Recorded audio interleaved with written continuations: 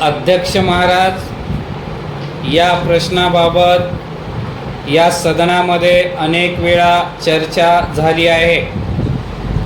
गेल्या वेळी माननीय राज्यपालांच्या अभिभाषणावर चर्चा करीत असताना सुद्धा या विषयावर चर्चा झाली आहे। त्यावेळी झालेल्या चर्चेच्या वेळी सन्माननीय सभासदांनी ज्या विधायक सूचना सभागृहासमोर केल्या होत्या त्यांचा नामदार मंत्र्यांनी विचार केला पाहिजे आणि त्यानुसार काही पावले उचलली पाहिजेत असे मला वाटते। गेल्या अनेक वर्षाचा अनुभव लक्षात घेतला तर असे दिसून येईल की महागाई सतत वाढत आहे। वस्तूच्या किमतीचा निर्देशांक वाढत आहे।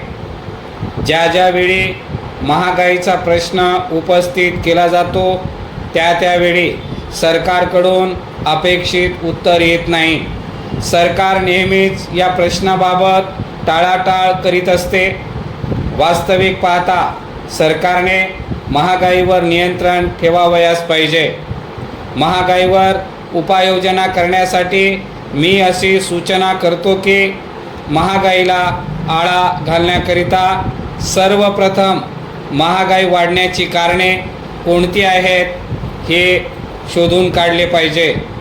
ती कारणे शोधून काढण्याकरिता तज्ज्ञ लोकांची एक समिती नेमली पाहिजे। महागाई ही केवळ महाराष्ट्रातच आहे अशातला भाग नाही, ती इतर राज्यात देखील आहे।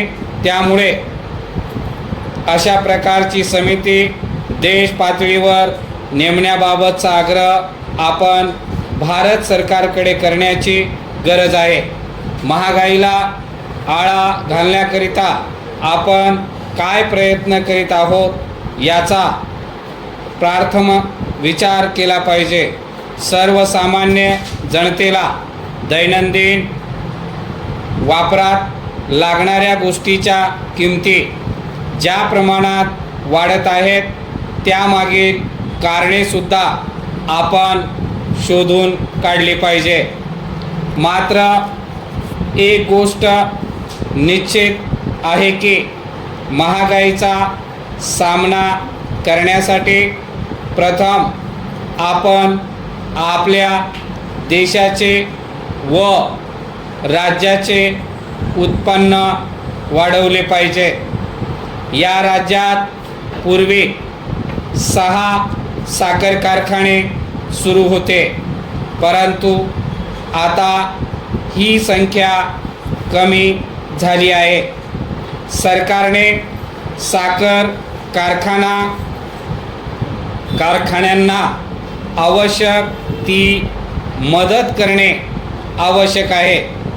अध्यक्ष महाराज, आपण संधी दिल्याबद्दल आपले मनापासून आभार मानतो व वेळ कमी असल्यामुळे या विषयावर अधिक न बोलता मी माझे भाषण येथेच थांबवितो।